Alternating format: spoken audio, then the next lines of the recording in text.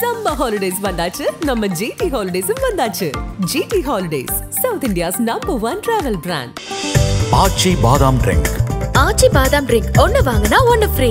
பாஜகவை விட்டு அதிமுக விலகி வந்து நாங்கள் வந்து அவங்களோட கூட்டணி இல்லை, தோல்விக்கு அவங்க தான் காரணம். இவ்வளவு நீங்க பட்டியலிட்டீங்கல்ல, நீங்க சொல்றத மக்கள் நம்புனாங்களா?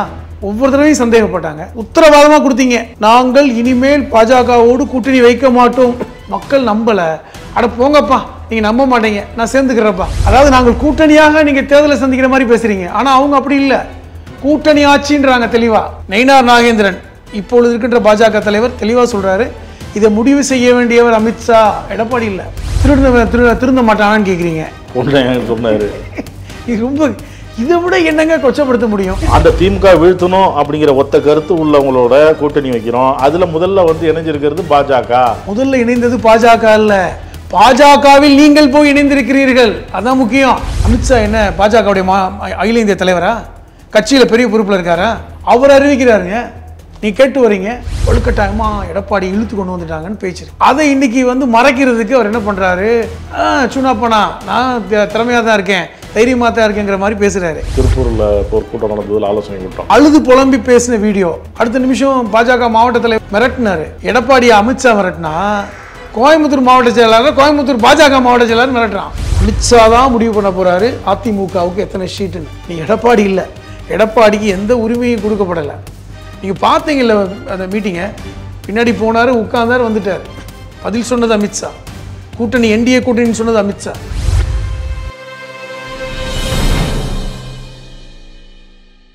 நக்கிரன் நேயர்களுக்கு வணக்கம். அதிமுக பாஜக கூட்டணி அமைஞ்சிருக்கு, தேசிய ஜனநாயக கூட்டணி ஆட்சி அமைக்கும் அப்படிலாம் சொல்லிட்டு போனார் அமித்ஷா. இது குறித்து கேள்விகள் எழுப்பும்போது எடப்பாடி பழனிசாமி, நீங்களா கற்பனை பண்ணிக்காதீங்க, அதிமுக தான் ஆட்சி அமைக்கும், எதிரிகளை வீழ்த்துவதற்கு சிதறுகிற வாக்கை ஒன்று சேர்ந்து தேர்தலை சந்திக்கிறது தான். முதல் கட்டமாக பாஜக வந்து கூட்டணி சேர்ந்துருக்கு, இன்னும் மேலும் கட்சிகள்லாம் வரும் அப்படிலாம் எடப்பாடி பழனிசாமி சொல்லியிருக்கிறார். அவர் சொன்னதும் இப்போ விவாதமாயிருக்கு. இது குறித்து நம்மிடம் கருத்துக்களை பகிர்ந்து கொள்ள இணைந்திருக்கிறார் மனிதநேய மக்கள் கட்சியின் மாநில அமைப்பு செயலாளர், எழுத்தாளர் பொதுமடம் ஹலீம் அவர்கள். வணக்கம் சார். வணக்கம். அமித்ஷா வந்து சென்னை வந்து எடப்பாடி பழனிசாமியோட செய்தியாளர் சந்திப்பு, கூட்டணி அமைச்சிட்டோம் அப்படின்னு சொன்னேன். முன்னே விவாதம்லாம் எழுந்தது, அதிமுக சரண்டர் ஆகிடுச்சு, கூட்டணி ஆட்சி அமையும், அமைச்சரவையில் வந்துடுவாங்க அப்படின்லாம் பேசுனீங்க.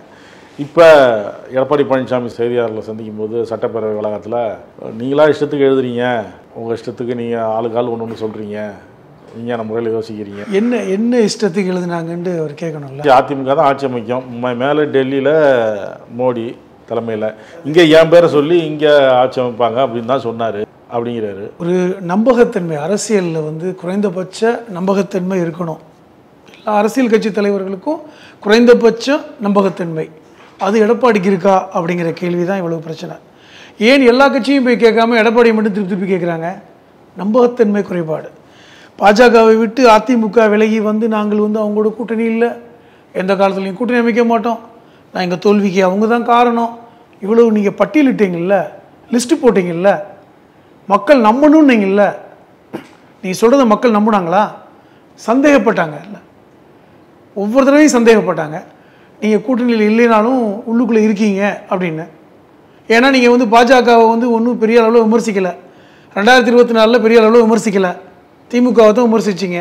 கேட்டால் திமுக தான் ஆட்சியில் இருக்குது, விமர்சிக்கணும்னு நீங்கள். சரி, உத்தரவாதமாக கொடுத்தீங்க, நாங்கள் இனிமேல் பாஜகவோடு கூட்டணி வைக்க மாட்டோம். திமுகவில் இருக்கின்ற கூட்டணி கட்சியெல்லாம் சொல்லிட்டு இருக்காங்களா? ஏனென்றால் பை டிஃபால்ட்டாக அவர்கள் எல்லோரும் பாஜக எதிர்ப்பில் இருக்காங்க. ஆனால் நீங்கள் சொல்லக்கூடிய இடத்துல இருந்தீங்க, சொல்லிக்கிட்டே இருந்தீங்க. பாஜகவோட கூட்டணின்னு சொல்லி பார்த்தோம், எங்களுக்கும் பாஜகவுக்கும் தொடர்பு இல்லை, கள்ள தொடர்பும் இல்லை, நல்ல தொடர்பும் இல்லை சொல்லி பார்த்தோம், மக்கள் நம்பலை. அட போங்கப்பா, நீங்கள் நம்ப மாட்டீங்க, நான் சேர்ந்துக்கிறப்பா. இப்போ இதுதான் நடந்திருக்கு. டெல்லியில் போய் நீங்கள் அமித்ஷாவை பார்த்துட்டு வெளியே வரும்போது, நாங்கள் கூட்டணிக்கு இப்போ என்ன 1 வருஷ காலம் இருக்குன்னு சொன்னாலும் தானே நீங்கள் அமித்ஷாவை பார்த்துட்டு வந்துட்டீங்க. நாங்கள் அமித்ஷாட்ட தமிழ்நாட்டு நலன் சார்ந்து பார்த்தோன்னீங்க. நாங்கள் ஆனால் கூட்டணி பற்றி கேட்டால் என்ன சொன்னீங்க? அதுக்கு இன்னும் காலம் இருக்குன்னீங்க. சொல்லி 1 வாரம் 10 நாள் கூட ஆகலை, அமித்ஷா வந்து இன்றைக்கி கூட்டணி அறிவிக்கிறாரு. நீங்கள் கூட அறிவிக்கலை. காலங்காலமாக தமிழ்நாட்டில் என்னங்க நடக்கும்? அதிமுக காலத்தில், ஜெயலலிதா காலத்தில் ஜெயலலிதா அறிவிப்பார், இவங்கெல்லாம் என் கூட்டணியில் இருக்காங்கன்னு. இப்போ நீங்கள் போய் 10 1 11 பக்கத்தில் போய் நின்றுட்டு அவர் அறிவிக்கிறார் கேட்டு வரீங்க. எந்த பாஜகவோடு கூட்டணியில் என்று சொன்னீங்களோ அந்த அமித்ஷா வந்து அறிவிக்கிறார், அதிமுக பாஜக என்டிஏ கூட்டணி ஆட்சின்றாரு. நீங்க என்ன சொல்றீங்க? அதிமுக பாஜக என்டிஏ கூட்டணி ஆட்சின்றீங்க. அதாவது நாங்கள் கூட்டணியாக நீங்க தேர்தலை சந்திக்கிற மாதிரி பேசுறீங்க. ஆனா அவங்க அப்படி இல்லை, கூட்டணி ஆட்சின்றாங்க தெளிவா. நயினார் நாகேந்திரன் இப்பொழுது இருக்கின்ற பாஜக தலைவர் தெளிவா சொல்றாரு, இதை முடிவு செய்ய வேண்டியவர் அமித்ஷா, எடப்பாடி இல்லை. அவர் சொல்றது இதை முடிவு செய்ய வேண்டியது அமித்ஷாவும் எடப்பாடியும் அப்படிங்கிறாரு. எடப்பாடி அமித்ஷா என்ன தெளிவா சொல்றாரு, அவங்க முடிவு பண்ணுவாங்கன்னு. நான் என்ன கேட்கிறேன், அமித்ஷா முடிவு பண்ணிட்டு நீங்க மாத்திடுவீங்களான்னு கேட்கிறேன். அமித்ஷா முடிவு பண்ணி தானே கூட்டணி அறிவிக்கிறாரு. அதிமுக மூத்த தலைவர் தம்பிதுரை மாநிலங்களவை உறுப்பினர் அவர் சொல்றாரு, தமிழகத்தில் எல்லா கட்சிகளும் கூட்டணி அமைச்சு தான் தேர்தலை சந்திக்குது, அதோட சரிதான். ஆனால் கூட்டணி ஆட்சிங்கிறது தமிழகத்தில் கிடையவே கிடையாது, 2026 அந்த மாதிரி கிடையாது, அதிமுக தனித்து தான் ஆட்சி அமைக்கும் அப்படின்னு அவர் சொல்றாரு. எல்லாம் வந்து ஏற்கனவே சொன்னது பூரா நம்ம கேட்டு அவங்க நடந்துட்டாங்களா? இது வரைக்கும் நான் பாஜகவோட கூட்டணின்னு சொன்னவங்க இப்போ மாற்றி பேசலையா? அது மாதிரி மாற்றி பேசுவாங்க. நான் என்ன கேட்குறேன், திருந்த மாட்டானான்னு கேட்குறீங்க. சொன்னாரு இது ரொம்ப, இதை விட என்னங்க கொச்சப்படுத்த முடியும்? திருடுறவனை திருந்தா ஒத்துக்கிட மாட்டீங்களா? கொள்ளையடிக்கிறவன் வந்து தப்பு பண்ணிட்டு திருந்தக்கூடாதா? என்ன சொல்ல வர்றீங்க? யாரு திருடுனா, யார் கெட்டவன்? அவங்களும் சொல்றாங்க சார் பதிலுக்கு. திமுக காங்கிரஸ் கடுமையாக ஒருத்தர் குற்றம் சுமத்திக்கிட்டாங்க, குற்றச்சாட்டு சொன்னாங்க, ஆட்சியெல்லாம் கலைச்சாங்க. அவங்கெல்லாம் திருப்பி கூட்டணி நான் என்ன கேட்குறேன், எல்லாம் பண்ணாங்க. 2017 ஏதாவது மாற்றம் இருக்கிறதா? கடந்த 7-8 வருடமாக ஏதாவது மாற்றம் இருக்கிறதா? ஒரு மாற்றம் இல்லையே. தெளிவாக இருக்காங்களே. பாஜக எதிர்ப்புங்கிற அந்த ஒற்றை புள்ளியில் எல்லாம் இணைஞ்சிருக்காங்களே. இன்னைக்கு திமுக கூட்டணியில் இருக்கின்ற அத்தனை பேருமே பாஜகவை வீழ்த்த வேண்டும்ங்கிற அந்த ஒற்றை புள்ளியில் இணைகிறாங்கல்ல. இப்ப அவரு எடப்பாடி என்ன சொல்றாரு, திமுகவை வீழ்த்தணுங்கிறது தான் நோக்கம். அப்ப திமுக வீழ்த்தணும்னு யார் யார் நினைக்கிறாங்களோ அவங்களோட நாங்க கூட்டணி வைக்கிறோம். அந்த திமுக வீழ்த்தணும் அப்படிங்கிற ஒத்த கருத்து உள்ளவங்களோட கூட்டணி வைக்கிறோம். அதுல முதல்ல வந்து இணைஞ்சிருக்கிறது பாஜக. நல்லா திருப்பி சொல்றேன், முதல்ல இணைந்தது பாஜக அல்ல, பாஜகவில் நீங்கள் போய் இணைந்திருக்கிறீர்கள், அதான் முக்கியம். பாஜக வந்து இணைஞ்சிருக்குங்கிறாரு அவரு. அமித்ஷா அறிவிக்கிறாருங்க, நீங்க அமித்ஷாவை வைத்துக் கொண்டு நீங்கள் அறிவிச்சிருக்கணும். அதிமுக கூட்டணியில் பாஜக இணைந்திருக்கிறது, உள்துறை அமைச்சர் வந்து இன்னைக்கு வந்து சேர்த்திருக்காரு, நீங்க அறிவிச்சிங்களா? நீங்க தானங்க தமிழ்நாட்டில் கூட்டணி தலைவர், நீங்க தானே பெரிய கட்சி. யார் அறிவிச்சிருக்கணும்? எந்த கட்சி பெரிய கட்சியோ அவங்க தானே அறிவிக்கணும். ஜெயலலிதா இருந்தப்ப அவங்க அறிவிப்பாங்க. நான் கேட்கிறேன், அமித்ஷா என்ன பாஜகவுடைய அகில இந்திய தலைவரா? கட்சியில் பெரிய பொறுப்பில் இருக்காரா? அவர் உள்துறை அமைச்சர் தானே, அவர் அறிவிக்கிறாருங்க. நீ கேட்டு வரீங்க, அவருக்கு விருந்து கொடுத்து அனுப்பி வைக்கிறீங்க, வச்சிருக்கீங்க. நான் என்ன சொல்ல வரேன்னா, நீங்கள் எழுதிய பேசிய பேச்சு எல்லாமே வெறும் தண்ணீரில் எழுதின பேச்சு தான். பொன்னையன் கரெக்டாக வாக்குமூலம் கொடுத்தார். அவர் கொடுத்த வாக்குமூலத்தில் எந்த மாற்று கருத்தும் இல்லை. உண்மையான அதிமுக தொண்டனாக வாக்குமூலம் கொடுத்தார், கதறி போய் தான் கொடுத்தார். அது கதறல் தான். இன்னைக்கு என்னன்னா, பாஜக அதிமுகவை இழுத்து உட்கார வச்சிருக்காங்க. கட்டத்தில் உட்காரஞ்சோடனே உட்கார்ந்துட்டார், அவ்வளோதான். அதனால் கூட்டணி ஆட்சி இல்லைங்கிறத பேசாதீங்க. மகாராஷ்டிராவில் என்ன நடந்துச்சு? ஷிண்டே என்ன பண்ணார்? சிவசேனாவை உடைச்சி கொண்டு வந்தாங்கல்ல, உடைச்சி கொண்டு வந்த போது யாரை முதலமைச்சராக்குனாங்க? ஷிண்டேவை தான் முதலமைச்சராக்குனாங்க. கடந்த முறை ஷிண்டே தான் முதலமைச்சர். இவர்கள் எண்ணிக்கையில் கூட இருந்தால் கூட அவரை உட்கார வச்சாங்க. அதே மாதிரி எடப்பாடியை முதலமைச்சர் வேட்பாளராக சொல்கிறாங்க. ஆனால் ஒரு விஷயத்தை தெரிஞ்சு கொள்ளுங்கள், எடப்பாடியை முதலமைச்சர் வேட்பாளராக அறிவித்தாலும் கூட கொஞ்ச நாளைக்கு அந்த காமிச்சிட்டு எடப்பாடியை தூக்கி போட்டுட்டு இவங்க போய் உட்காருவாங்க. இது எல்லா மாநிலத்திலும் நடந்திருக்குல்ல. எல்லா மாநிலங்களிலும் பாஜக நடத்துகின்ற அரசியல் சதுரங்க இதுதான்.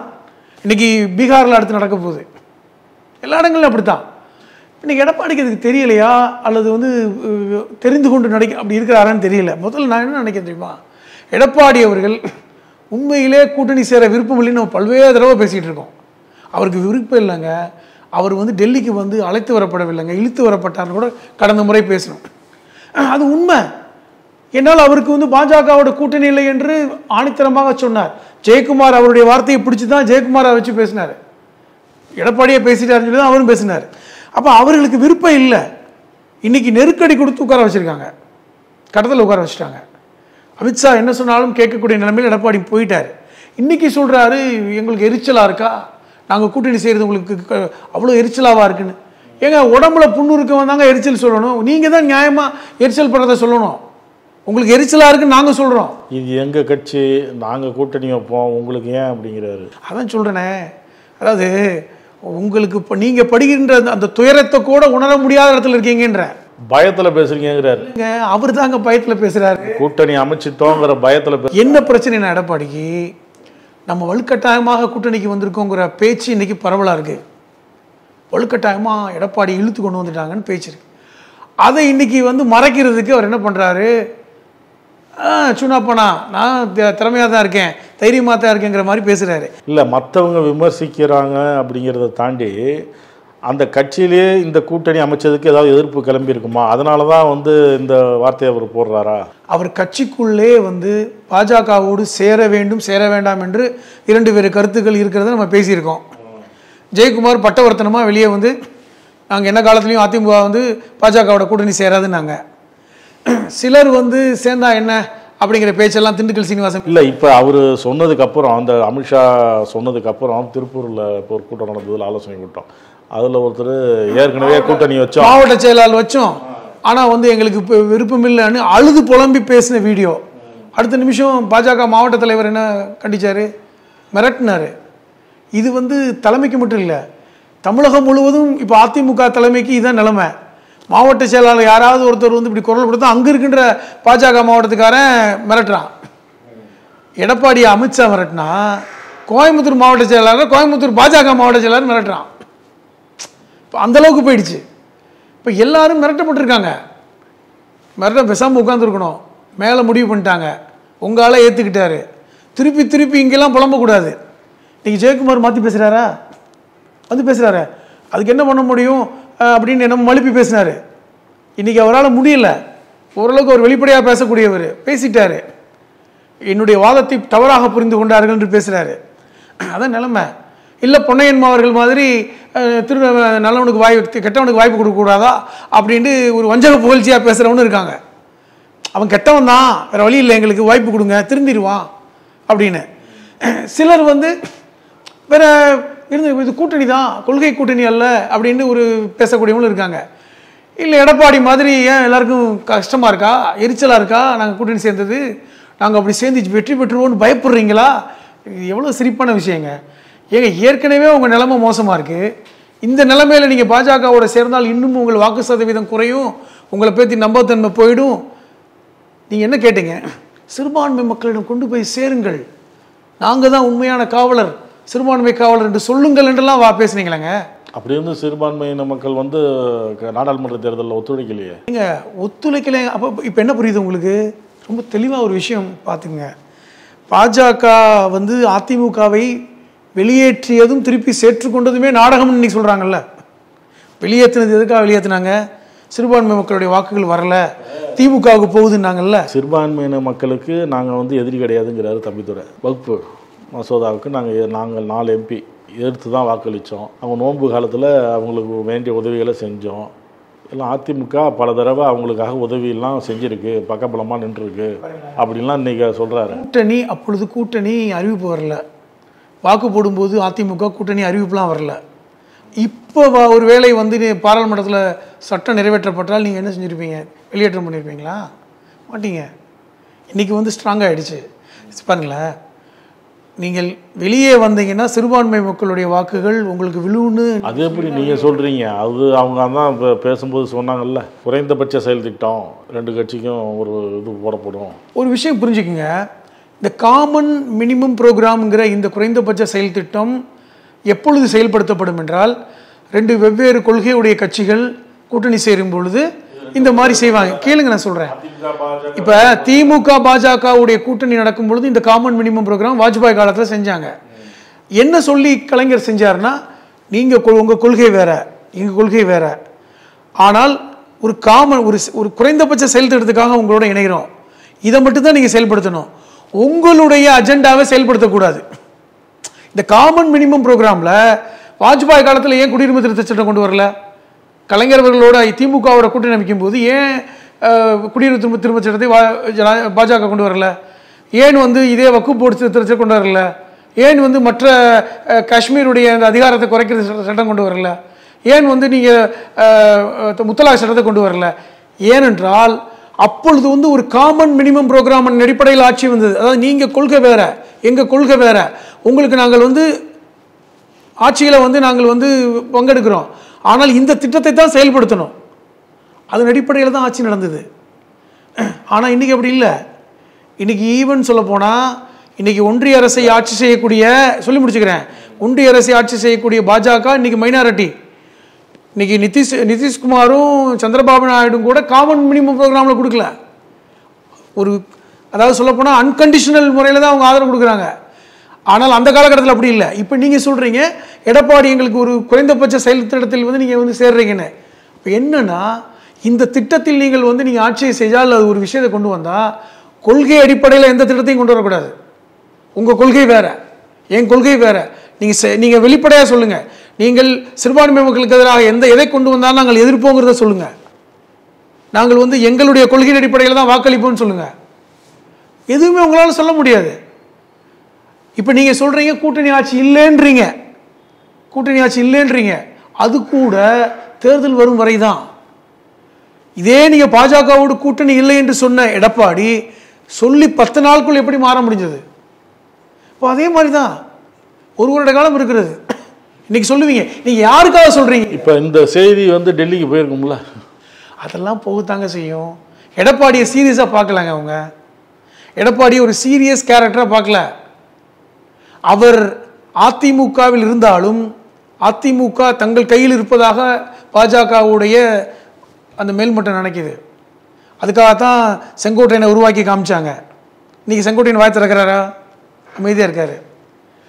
ஓபிஎஸ் தினகரனை கூட்டணி சேர்த்துக்க மாட்டேன்னு சொல்றாரு, அதை ஒத்துக்கிட்டாங்க.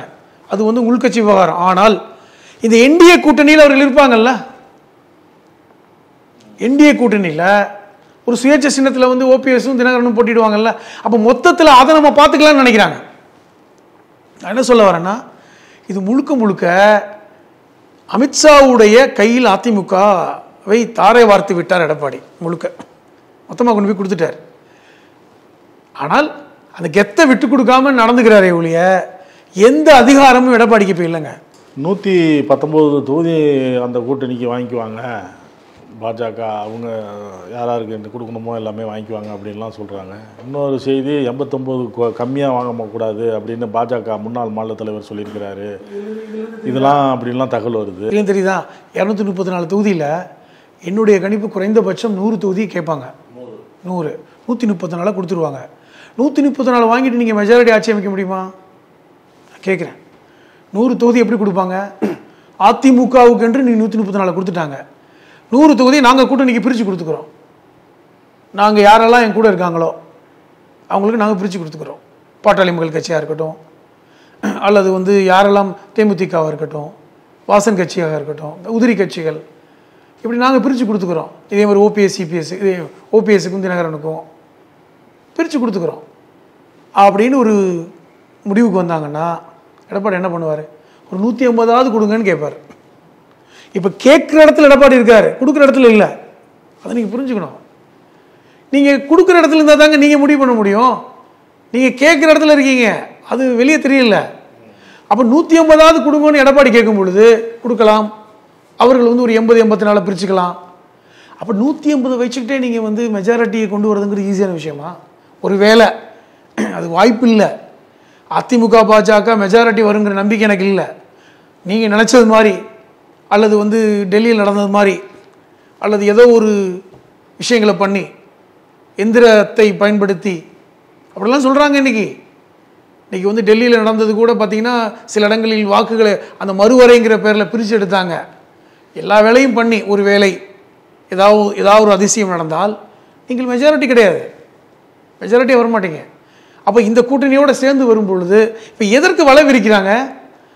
கூட்டணி ஆட்சிங்கிறது பாஜகவாக இருக்கட்டும், ஏன் விஜயா இருக்கட்டும் வலை விரிக்கிறாங்க என்றால் திமுக இருக்கின்ற கட்சிகள் இங்கே வந்துடாதான்னு பார்க்குறாங்க. கூட்டணியில் பங்கு தர்றோம், அமைச்சராக தர்றோம், நீங்கள் இப்படியே எப்படி இருந்துக்குவீங்க? வெறும் எம்எல்ஏ இருப்பீங்க, எம்பியாக இருப்பீங்க, எப்போ அமைச்சராகிறது, எப்போ தமிழகத்தை ஆட்சி பண்ணுவது? ஒவ்வொரு கட்சிக்குமே தமிழகத்தை ஆட்சி செய்ய வேண்டும்ங்கிற அல்டிமேட் எய்ம் இருக்குல்ல, கோல் இருக்குல்ல. அப்போ நீங்கள் அதுக்கு வாங்கன்னு விரிக்கிறாங்க. அதை திமுக கூட்டணியில் இருக்கின்ற கட்சிகள் புரிந்திருக்கின்றன, விளங்கி இருக்கிறார்கள். அதுதான் வர்றதில்லை. இப்போ இன்றைக்கி பாஜக வளைவில் அதிமுக சிக்கி இன்றைக்கி மாட்டிக்கிட்டு இருக்காங்க. அமித்ஷா தான் முடிவு பண்ண போகிறாரு அதிமுகவுக்கு எத்தனை சீட்டுன்னு. நீங்கள் எடப்பாடி இல்லை, எடப்பாடிக்கு எந்த உரிமையும் கொடுக்கப்படலை. நீங்கள் பார்த்தீங்கல்ல அந்த மீட்டிங்கை, பின்னாடி போனார், உட்கார்ந்தார், வந்துட்டார். பதில் சொன்னது அமித்ஷா. கூட்டணி என்டிஏ கூட்டணின்னு சொன்னது அமித்ஷா. இன்னைக்கு அமித்ஷா என்ன கட்சி தலைவரா? அப்போ முடிவெடுக்கக்கூடிய இடத்துல அமித்ஷா இருக்காருன்ற அதான் நீங்கள் புரிஞ்சுக்கணும். நயினா நாகேந்திரன் ஒரு செய்தி நிறுவனத்துக்கு பேட்டி கொடுக்கும் பொழுது சீமானும் எங்கள் கூட்டணிக்கு வரணும்னு நான் விரும்புகிறேன் அப்படின்னு சொல்லியிருக்கிறார். இதுலேருந்து என்ன தெரியுதுன்னா, இவர்கள் எல்லோரும் ஒத்த கருத்தில் இருக்கிறார்கள். புரிஞ்சுக்கோங்க. சீமானா இருக்கட்டும், சீமானு பேசுனதை பார்த்தோம்ல, சீமா எங்கள் அண்ணன் தான், அவர் என் தம்பி தான், நாங்கள்லாம் ஒன்றுக்குள்ள ஒன்று தான். நம்ம கடந்த காலங்களில் பார்த்துட்டோம். சீமானுடைய கட்சியுடைய சீமானுடைய செயல்பாடு எல்லாமே பாஜக ஆதரவு தான். திமுகவை எதிர்க்கிறேன்னு சொன்னால் கூட பாஜக எதை விரும்புதோ, பெரியாரை பற்றி பேசுனதெல்லாம் பாஜக விருப்பம் தான். பாஜகவுடைய விருப்பத்தை தான் நிறைவேற்றினார் சீமான். அப்போ அந்த இதுதான். அப்போ இயல்பாக வந்து சீமானு நம்ம பக்கம் வரணுங்கிற எண்ணம் எல்லா பாஜகங்களும் இருக்குது இருந்தது. அதுதான் நயினா நாகேந்திரனுக்கு இருக்குது. ஆனால் என்னன்னா, அப்படி வந்தால் இன்னும் வந்து திமுகவுக்கு பிரிகின்ற வாக்குகள் சேரி போயிடுமோன்னு பயப்படுறாரு சீமான். ஏன்னா அங்கிட்டு போயிடுச்சுன்னா நமக்கு வர வாக்கும் வராது, 8 விழுக்காடு வச்சுருக்கோம் அப்படின்னு. ஏன்னா இப்போ அவருக்கு பெரிய பிரச்சனை விஜயோட கட்சியோட வாக்குகளை விட பெருசாக வாங்கணுன்னு. அதனால அவர் தனியாக தான் நிற்பார். ஸோ அதை அவருடைய காம்படேட்டர் அதுதான். இப்போ வந்து சீமானுடைய வந்து போட்டியாளர் வந்து விஜய் மட்டும்தான். இப்போ இவங்களோட அவர் போட்டி போடலை. விஜயை விட நம்ம பெருசாக காமிக்கணுங்கிறது அவருக்கு ஏமா இருக்கும். அதனால் வரமாட்டார். பட் இவருடைய நயினா நாகேந்திரனுடைய கருத்தை நான் எப்படி பார்க்குறேன்னா, இந்த ஒத்த கருத்து, லைக் மைண்டட் கருத்து தான் அது. சீமானும் நம்மளை மாதிரி ஒரு ஒருத்தர் தான், நம்ம நினைக்கிற ஒருத்தர் தான், நம்ம சித்தாந்தத்தை தொடுகிற ஒருத்தர் தான், நம்ம ஆள் அப்படிங்கிற விஷயத்தை நம்ம வெளிப்படுத்தியிருக்காரு. அவ்வளோதான். அதனால் சீமானா இருக்கட்டும், அல்லது நயினா நாகேந்திரனா இருக்கட்டும், அதிமுக இருக்கட்டும், இவங்க எல்லாமே அந்த ஒத்த கருத்தை வந்துட்டாங்க. அவ்வளோதான். இது ஒரு பலம் பொருந்திய கூட்டணி அமைக்க வேண்டும் என்பது அமித்ஷாவுடைய விருப்பம். அப்படி அமைத்தால் மட்டும்தான் திமுக வீழ்த்த முடியும்னு அவர் கணக்கு பண்ணுறாரு. அதுதான் இவ்வளோ நடக்குது. பட் உள்ளுக்குள்ளே இருக்கின்ற ஈகோ, உள்ளுக்குள்ள இருக்கின்ற கட்சி பிரச்சனை, இதெல்லாத்தையும் அனுசரித்து போகிறதுனால இப்படி நமக்கு வெளியே தெரியுது. மொத்தத்தில் அமித்ஷா என்ன சொல்கிறாரோ அதுதான் அதிமுகவில் நடக்கும். அமித்ஷா சொல்கின்ற கணக்கு தான் அதிமுகவில் ஈடுபடும். அது கூட்டணி ஆட்சி என்று அமித்ஷா சொன்னது தான் உண்மை. மற்றபடி எடப்பாடி சொன்னது, எடப்பாடி பேசுகிறது, அதில் கமா போட்டு பேசுகிறது எல்லாமே வந்து ஒரு வெற்றி பேச்சு தான். சும்மா ஒரு கெத்து காமிக்கிற பேச்சு தான், வேற ஒன்றுமே இல்லை. கருத்துக்களை பகிர்ந்து நன்றி. நக்கீரன் டிவிக்கு சப்ஸ்கிரைப் செய்யுங்கள். உங்கள் ஆதரவே எங்கள் பலம். ஆசிரியர்களுக்கு நண்பனாகவும் மாணவர்களுக்கு ஆசானாகவும் திகழும் தேர்வு வழிகாட்டி. ஒவ்வொரு பாடத்திற்கும் அனுபவமிக்க ஆசிரியர்களின் துல்லியமான தெளிவான விடைகள். CNC இருக்கு, தேர்வு பயம் எதற்கு? இது தீரன் பப்ளிஷிங் ஹவுஸ் விற்பனை வெளியீடு.